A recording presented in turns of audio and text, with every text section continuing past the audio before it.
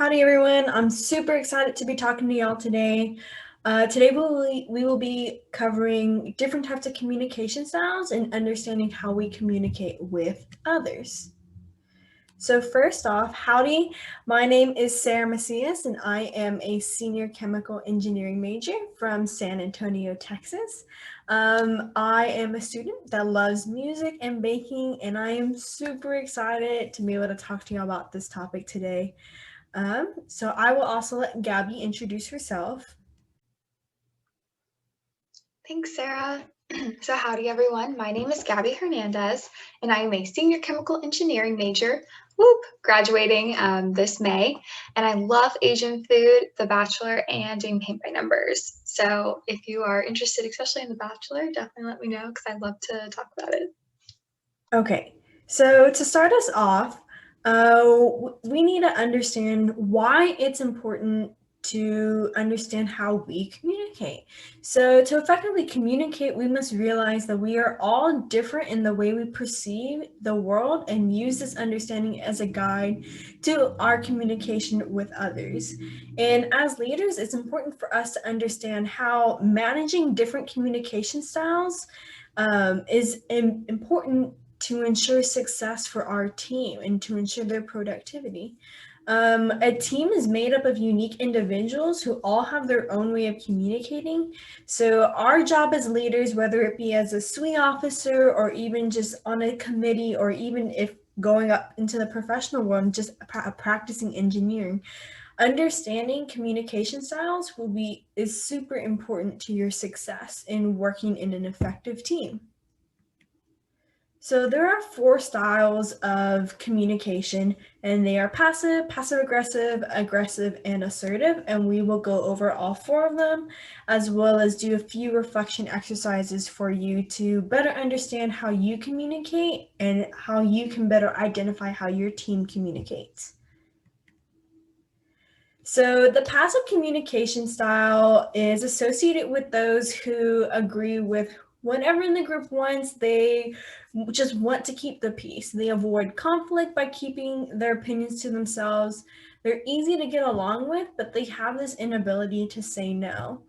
And sometimes, people may think that's a good communication style, but it's actually not, because it prevents you from being able to be your most authentic self, and it prevents your team from being able to really voice their opinions and get the results that you want and strive for excellence. So this communication style is often deemed to be ineffective. We also have our passive aggressive communication style. The passive aggressive communication style, these individuals communicate their feelings in very subtle and indirect ways. They mainly use a lot of body language to communicate. So essentially indirect methods of communication. They also will not confront you on anything they mean or any issues they may have. They tend to kind of use sarcasm, or they can be deemed manipulative because they'll go to other people to get advice, or like try to take different avenues instead of actually addressing the problem head on. We also have our aggressive communication style. And this communication style, like the word, is aggressive. So it is a lot of I'm right and you're wrong. They speak in a very demanding way, or a demanding voice, where that is often the idea that comes across. They are also very opinionated and very confrontational. Sometimes they can come off as very manipulative. So of course, that's not a communication style we want, especially as engineers and especially as leaders that are striving for excellence. This communication style also attempts to control others, like manipulation through dominant methods such as eye contact. They maintain that very strong eye contact, and they're not the best listeners. The assertive communication style is the best and most effective communication style to have as a leader. This communication style comes across as very transparent and as very empathetic. They use a lot of I statements, and they don't apologize or make excuses for any mistakes they may have. They also ask questions, and they also listen to others to where the team feels like they are being heard and their concerns and their opinions are being heard. They also take ownership of their ideas, and they take ownership, and they are responsible for any mistakes they make as well. All right, so from learning about all these communication styles that Sarah had talked about, we'd like for you to take a moment to reflect, which one are you? And to be quite honest, we'll probably exhibit many different types of styles in many different kind of situations. So just take a moment to think about, how are you like in an internship or work? How are you at a school project, within your friend group, when you're trying to make a decision on something? Just take a moment to reflect, because then we'll be going into ways to improve your communication style in one moment. So now that you have that idea in your mind, we want you to take a little bit time to reflect, and you can even write this down too. I know personally I keep a journal where when questions like this come up, I like to just journal about it and just get all my thoughts out there on the page. So we'd like you to take a moment to think about what aspects of your communication style gets in the way of effective communication. So if you're passive aggressive, can you not some examples could be like, are you not direct enough so people don't understand like where you're really trying to say? And then how can you overcome some of these challenges? So what can you do within yourself to better communicate to other people? And then what are some ideal characteristics of communication that you would like to exhibit in your own personal style?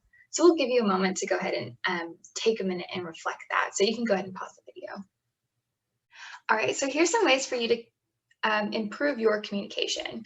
So first, with the passive communication style, the key here is to seek out opportunities where you feel comfortable to build confidence in your communication style.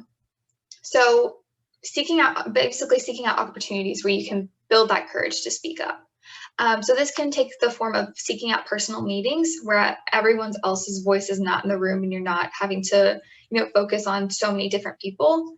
And then also communicating via email. I find that it's very easy to be really direct in email, but then it's harder to be direct in person because you're not having to like look at them. Then the passive aggressive style is to find somebody that you can trust to communicate openly and honestly and be able to get your feelings and thoughts out there.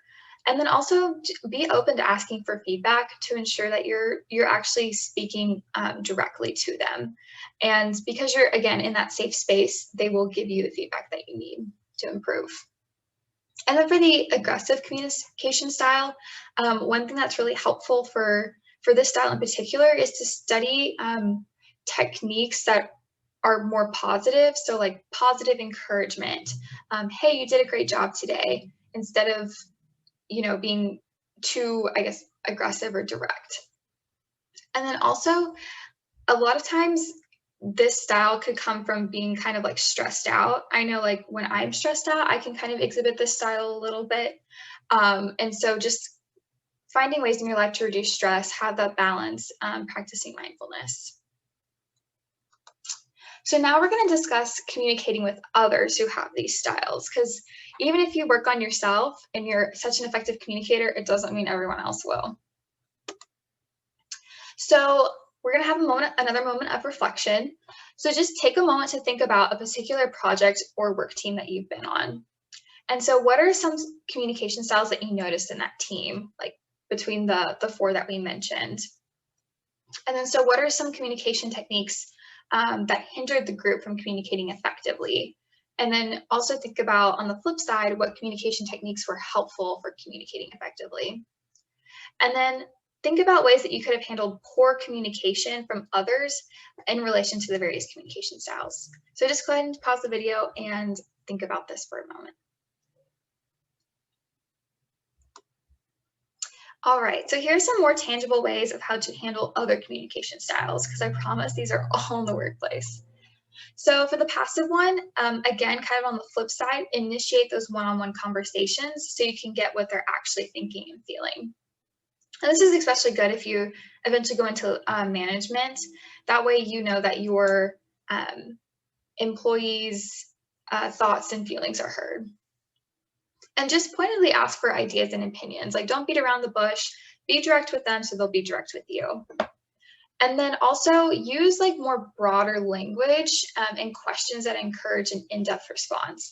So instead of saying, like, kind of telling them what to do or leading them to that answer, just have an open-ended question like, what do you think about blank? Things like that. For passive aggressive, make clear requests kind of similar to the passive style. And then also, snip that negative behavior in the bud. If they're being sarcastic, pull them aside one-on-one and discuss that with them.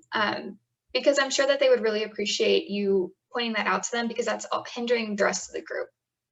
And then also ask for feedback, just to kind of encourage that two-way street. That way you're not the only one giving feedback, but you're also receiving feedback on how you can help them. And then for the aggressive communication style, which I personally find pretty common in the workplace, is just be calm and assertive. You don't have to like raise your voice. Don't get worked up if they're kind of getting more worked up at you. Just be calm. And then keep conversations professional and not emotional. I know it can be easy, again, to get like worked up about these kinds of things. I personally, don't care if people talk to me like, in a louder voice or something like that. But, just remember, okay, it's not anything against you. It's just like how their communication style is coming off. And then again, just know when to walk away if you aren't making any positive progress. It is totally within your right to do this. If it's not beneficial towards you or even that person, just walk away. It's not worth it. So this is kind of a quote I found. It was a little funny. Good communication is as stimulating as black coffee and just as hard to sleep after. So thank you so much for listening to our presentation. Please let us know if you have any questions. These are both of our emails here, and we would love to hear from you.